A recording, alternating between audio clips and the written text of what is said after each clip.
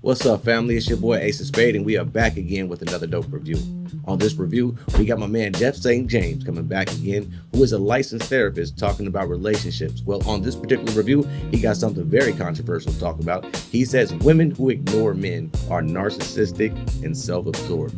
Well, you already know this is going to ruffle some feathers, and I'm here for it. So check it out. Hope you got your cups. We about to vibe this right on up. Your boy Ace of Spade, views and vibes.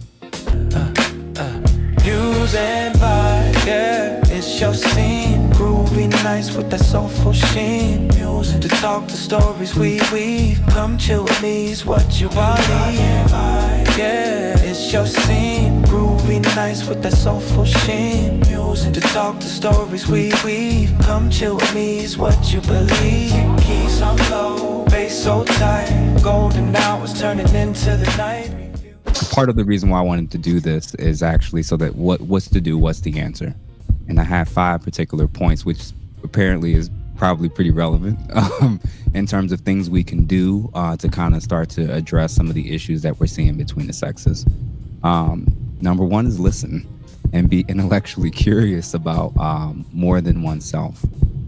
Just a refusal to do this means that you basically either find the subject matter uninteresting, so just to justify why you feel like you don't need to know, don't need to listen, or don't need to be more knowledgeable about a particular perspective. I just want to say I appreciate you. This conversation, I'm just sitting there like, oh. And the reason why is because we can have, like I said before, we can have an honest conversation when it's a balanced conversation. It can't be always you. Sometimes it's me. You know what I'm saying? Like it has to be a give and take, right? And I think that so often it's like your problem. And it feels so good to have somebody on here. It's like, no, we both got problems. Let me list the ones you got. Let me list the ones they got. And then you're backing it up. I trust, you could be, I don't know. I trust it. It sounds great. And I'm like, even when you talk about Black women not being desirable, I can see that. I can see how people would get that just by our representation and how we move, right? We do need to do better. And the way you put it, the way you put it, I at least for me, I receive. We do need to do better. And it's all about how your delivery, like how you speak to people, And I think that that's the reason why many of us, at least for me, we're listening. Yeah. I didn't get offended by anything you just said. Let me ask you a question, Sharon. Offended me. Can I ask you a question, Sharon? And I agree with Has he said, can you ask me? What you say? Has he said anything that Marcus, Trev, Sweeney, some of the guys, Shannon Rawls or JR, has he said anything that was foreign that none of us have already said? So again, there are things that I agree with you too, producer. I think, like I said, it's the delivery. Let's just talk about earlier. I told you I accept that I was wrong, and you decided to not say, okay, she gets it now. You threw it in my face to be like, okay, but you wanted like a battle, and I wasn't trying to give you that. I said, okay, I see your standpoint. Thank you for enlightening me. I get it now, but that wasn't even enough for you. And it's like, people are tired of the back and forth, It's like, can we find things that we can sit here and stop arguing with each other? Just find a solution. Like, you may think differently than I think. My walk in life is going to be totally different from yours. But can we have a conversation, like a decent conversation, and it not be like? I thought I asked it with a good. How was my delivery with that question? I thought it was. Okay, but there are things like Bruce. I can say I appreciate you too, because there are things that you say as well that I do agree with. I've seen you on King Talk. You take up for a lot of your beliefs are the same beliefs that I have, and I appreciate that, right? But in this particular, and I've told you that before, but in this particular situation, Jeff is new. I want to say everything that he said. He's pointed out the bad for both, right? She makes a great point. It would have been so much better if he would have just left the whole conversation alone. I think she made some great statements about what she received from the therapist, and she took the information and she appreciated it. I think we'll probably be onto some very different topics right now and further on to the conversation. But I think the fact that he had to bring that up just to prove the point that with the therapist, like he's supposed to be the referee, that amongst the other gentlemen who are on the panel, that we have said some of these things that the therapist is making points of. Maybe he's saying it differently and using probably a different approach, but we've said some of the same things. And I think that is the point. Regardless if you guys said the same thing, it's that she's receiving it now. And I think that's the point. Let's carry on. Right? And I can tell you from that, I can accept what you, when you were talking to me, I'm like, dang, okay, I need to fix that, right? And it's just a delivery. I can't. Anyway, I just want to say I appreciate it. So, brother podcast, basically, if me, Sweeney, M. White, Trev, and all the other brothers mirror your delivery, we can change the world. No, do you know the difference? So here's the difference, right? He was actually listening. Like I could, like he. So no, because you saying we don't listen to you? Something when I said something to him about equity, and I was trying to explain that, he said, "Tell me more so I can be on the same page with you." And so my thing is always, if I say something that you don't understand, instead of rejecting it and putting it on me not knowing what I'm talking about. And I'm not saying that all of y'all do it, but the people from last night's panel, ooh. But he stopped and he was like, hold on, because I want to understand what you're saying. In conversations, when we are trying to understand each other, because I come here, and I've told y'all this, I come here so that I can understand better, because I know that we're different. And I'm listening to you guys. Now, sometimes I think that it's crazy, but that's just me. That's me and my opinion, and that ain't about you. But I come here to listen and learn. And so I can tell that he is actually listening and he's trying to communicate. And a lot of times, guys do not do that in these conversations. They're here to be right. They are not here to learn the perspective of women, because we have a perspective. We do not solely have to acquiesce to your demands, but all of us have to understand each other so that we can adjust accordingly. You don't think the brothers, and I'm not speaking to other guys. I don't know what happened last night. I wasn't there. But I'm talking about this crew, this consistent group of men. Yes, sir. She's talking about you guys on that panel, that you don't have to be right. You don't have to prove to the therapist that you've made points before that are exactly what he's saying. To the ladies, to make them feel like they need to listen to you guys more often. It's a quarter, right? There's two sides to a quarter. There's heads, there's tails, equal sides, right? And you need both of those sides in order to have a full quarter. You just can't turn in heads and you just can't turn in tails. You have to have a whole quarter.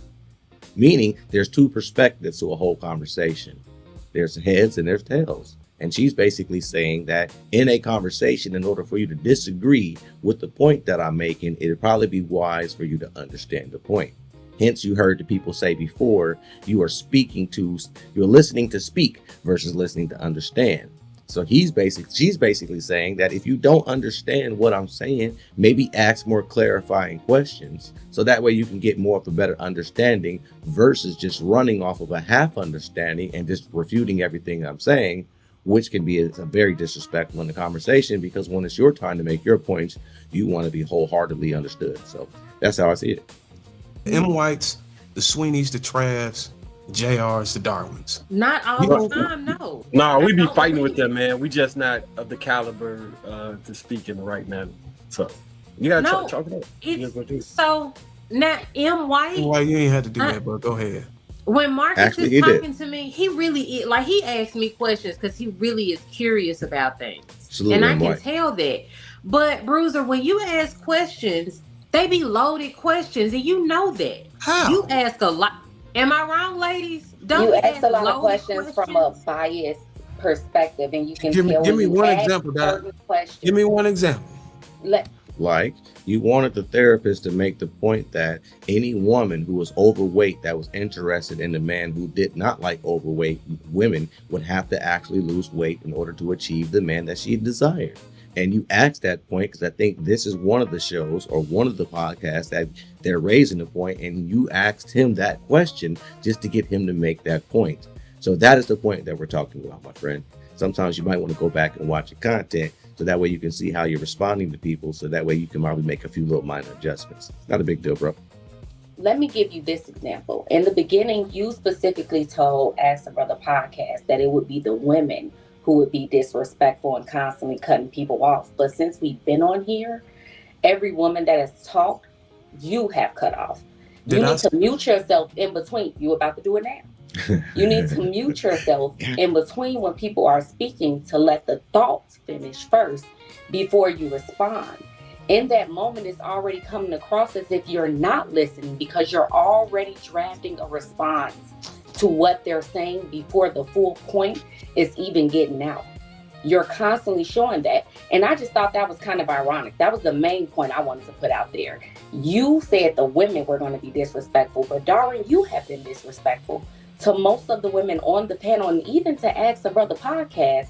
As he's speaking, you'll cut him off to get your thought across. And I understand we're all extremely excited to say what we need to say, but it's okay to just sit back and listen, take in what everyone is saying, and then give your opinion.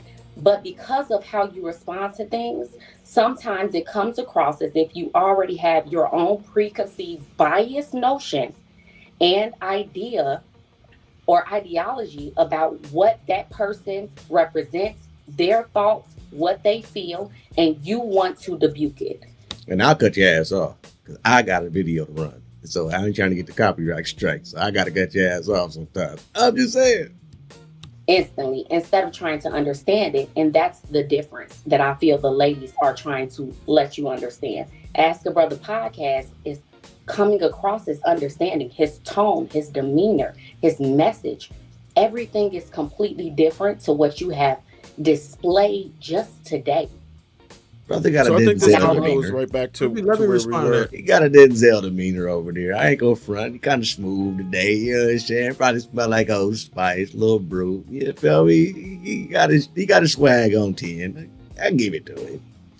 With the communication part. Let me respond to it. So I agree that I did interrupt, and I think I set the precedence. Well, he may have talked before, but I did. I don't know if you remember, Brother Podcast. I did say, hey, look, if you need to interrupt, go ahead. Yeah. Because we do get feedback in the back checks that, hey, let this person speak, let that person speak. Mm-hmm. But we don't want to force you to speak whenever you haven't gathered your thoughts. That's why I say, hey, look, if you want to speak, go and interrupt. I don't care if anybody interrupt. But if y'all take it for a disrespect, that's a whole different thing. But I will say the reason why I do interrupt, because I know that oftentimes people carry a point and they had already drove it home, and I don't want to lose my response to a particular piece of the whatever they're saying. So I will interrupt. Interruption is not a bad thing. Some people take it as disrespect. I get it. You know, you set the terms on what you feel like respect is for you. And the other reason why I interrupt on this particular show is because I've been sitting on these panels for maybe 2 to 3 years now. We have built up a habit or a norm here to interrupt. So I could make the argument that interruptions is expected. You get what I'm saying? No, I don't get what you're saying. It's actually childish. And it's disrespectful, brother. A person's trying to make a point, and you're trying to speak, and now you're going to speak from a place of ignorance because you don't even know what the hell I'm talking about. So it might be good for you to not only let me finish my point, maybe you ask some clarifying questions if you don't understand what I'm saying. Because sometimes a person can be smarter than you or have maybe a different insight than you on a certain topic, brother. And it can go right over your head, right? So in order for you to catch it, right? To catch what I'm saying, smell what I'm cooking, you gotta sometimes take off the lid of the pot and get a little whiff of that, see what's simmering. Meaning just ask some more clarifying questions like, what's that? That smells good. What kind of seasoning is that? Oh, that's going to be good. Meaning, what are you talking about? Hey, can you clarify that? Well, what does that mean? Okay, so you guys are over here and over there. Okay, and sometimes it's better to let them finish before you ask the question, because they may answer the question while they're speaking, right? So that's clearly what we're talking about, brother. Saying So everybody. No, I don't get what you're saying when you begin the conversation by stating that the women are going to be disrespectful. Those are the words you use. I haven't gotten to that point yet. I see it as disrespectful. Darwin, hold on. But you interrupted me, though. I didn't. You were landing your thought, right? Because you interrupted me. You did what I did. So now you see what I'm saying. That's the case. But Darwin, the very first time I was speaking, the very first opening to my statement, okay, so I gotta wait till the 50% of your statement is done to interrupt. It's a certain threshold. No, you don't. I'm proving a point to you that you started off this full conversation by letting him know that the women would be disrespectful, is the word you use, and interrupt them. Yet you have interrupted every woman on this panel and have not let them finish their thought. JR got on here, and I understand that we do interrupt each other. It gets rowdy. We all want to jump in and give our opinion. But before we even started this, we stated that we're going to be way more calm this time because we have a guest. We're going to let him speak. We're going to let everyone else speak. And you have been the main person not doing that. That's all. I don't want to get hung up on this too long, but I will say this, and I rewind the tape to make sure I correct myself. But I do remember saying, I don't remember calling out a gender when I said you will be interrupted or you'll be cut off. I do remember saying that, look, it's, you know what I'm saying, coming here at the, I think I said 2 to 3 or 4 times. You know what I'm saying, it's your first time here, but you set the precedence, but you will be interrupted. I don't remember. Here's the same point. You got to keep it going, right? You got to prove how you're not wrong. I get it, brother. We all make mistakes. You might have accidentally said it. You didn't say it in this particular clip, but if you follow your own language, you said you were just going to carry on and you didn't want to take this on any further. So why are you bringing it back up to defend the matter? And this is exactly the points that the ladies are making. Yo, bro, you just got to let it go. You see the other brothers is quiet. The guest is in the room. We're here to hear the guest, but I'm kind of glad that we're here to experience this with you, because at the end of the day, there's always some learned lessons in everything that we go through, right? So that's what we're here for. Hey, back to it. Remember saying the women are going to interrupt you, but if I did, I correct myself. But as you can see, but I'll take it off of that because I don't want it to be about me. This it's getting late. It's midnight on my end, so I part of the reason why I wanted to do this is actually so that what's to do, what's the answer, and I have 5 particular points, which apparently is probably pretty relevant in terms of things we can do to kind of start to address some of the issues that we're seeing between the sexes. Number 1 is listen and be intellectually curious about more than oneself. Just a refusal to do this means that you basically either find the subject matter uninteresting. So just to justify why you feel like you don't need to know, don't need to listen, or don't need to be more knowledgeable about a particular perspective. And then B, it reveals traits of laziness, narcissism, and solipsism. So that's a fancy way of saying if you're not intellectually curious about men, you're narcissistic. You're solipsistic. You're extremely self-absorbed when you don't care about the opposite sex. And the same applies to men. So when we try to dominate conversations in our homes and we try to approach things with women in such a way where we feel like we don't have to factor in how she sees things or how she feels or how she internalizes things, we're functionally doing the same thing. Number 2 is observe and inquire about the lives of those that are actively working to address these issues. Myself as a comparison, I with my credentials, I can probably work in any state, anywhere. And I intentionally choose to work in the hood. It's 2 blocks away from my birthplace. People have been shot, stabbed right outside of our property, and I still go there every day. And because I think that the work and the people matter more than my luxury, if you will. And if we were to talk in detail, I would tell you the trauma work we do, the food drives that we do, the jobs that we offer, the 2 programs we just started with the homeless population to help them with getting access to psychiatric and mental health services for individuals that were on Kensington Ave, which is literally known as the drug capital in the country. If you don't know what to do, why don't you align and get with the people who are doing something and figure out what ways in which they're trying to actually turn this stuff around. Number 3 is introspection of your beliefs, your views, your actions, and or inactions. Because if you become more introspective, you'll become a better friend, a better lover, and you'll actually start to think about how you act on public platforms. And when you're out, you'll think beyond just, this is just me being me, to what do people think about Black men when I move this way? What do people think about the Black community when I enter into a space? So when it's the 2 white women and I'm talking to Canadians, I'm representing y'all. So for whatever reason, when we get around each other, we kind of forget that part. People are still watching and they all don't look like us. That's right. So number 4 is asking yourself a simple question of, what if I'm wrong? What if I'm wrong with my lack of empathy? What if I'm wrong with my lack of being interested in said other perspectives? And what if the people who don't care about women are also wrong? I would argue that the gender war is just filled with people that don't care. And then last but not least, spend time learning about the skill of argumentation, logic, deductive reasoning, and identifying fallacies. At the beginning, I think some of the ladies, either previously or at the beginning, they kind of gave certain arguments and explanations that were just filled with fallacies of assumptions and appeals of emotion and apex fallacies. None of those things apply to whether or not what I said was true. So when we get better at doing those things, we're going to heal. We're going to get closer to each other, genuinely.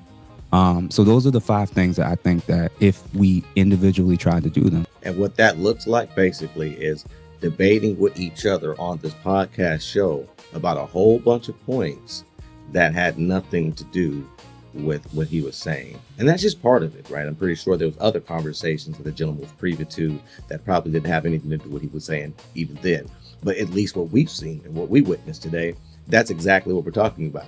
And once we are able to move past those infractions and the things that bothered us to actually be present in the conversation, I'm thinking now we can get more things out of it, right? To remove, if there was anything that he's saying now, let's refute those things. Let's talk about and challenge the things that he's saying versus having all these debates that had nothing to do about the things that he was mentioning as points. And that's what that kind of looks like. And we'll listen to this recording and relook at it. If you take the 5 things I just listed and then you look back at how this conversation went at different parts, you'll know which of the 5 you need to improve on. So you'll be like, you know what, that number 3, I'm not as introspective as I need to be. Or you know what, I don't observe people that's actually putting in the work. And instead of just arguing on social media, maybe I need to join him or her. So, those are the 5 things that I would conclude that can actually radically kind of turn the tide of how we can approach things differently. Great points. I hope you guys enjoyed this video. Me personally, I love women. I think they have some great intellect, some great insight, and they even motivate me at times. I really appreciate women. And it's great that when he's basically stating in order to not have a narcissistic standpoint, you should want to care about the other side. Remember, I stated it's a quarter. One side is heads, the other side is tails. You won't be able to spin a half quarter. You have to have both parts in order for the quarter to be whole. So we're going to need both sides of the spectrum here in order to understand each other versus causing division. Some of the careless arguments and some of the careless things that we do, I think that was a great point. Go back and watch the video and look at some of your conversation points and how maybe you communicate with others, and then look at the 5 points that he was making to see where you can get better within your conversational styles. Man, this was amazing. Great insight, and even the sidebar scenario was even also some great insight. Yo, I appreciate y'all hanging out with your boy Ace of Spade today to watch this with me. Views and vibes. This is how we do it. So keep it locked, all right? So thank y'all again. Make sure you like and you subscribe and leave a comment below about how you feel about the conversation or even about me as the channel. We trying to make this thing new just for you, for all the grown folks, man. So, hey, man, I want to say thank you and keep it locked till next time. Cheers.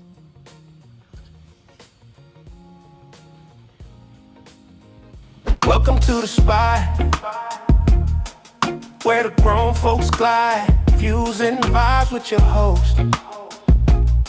Ace of Spade, that's the ride. News, reviews, and the grooves that soothe me, your soul in the air. Feel the rhythm move. It's the views, yeah. It's the vibes. Come and chill, unwind, let them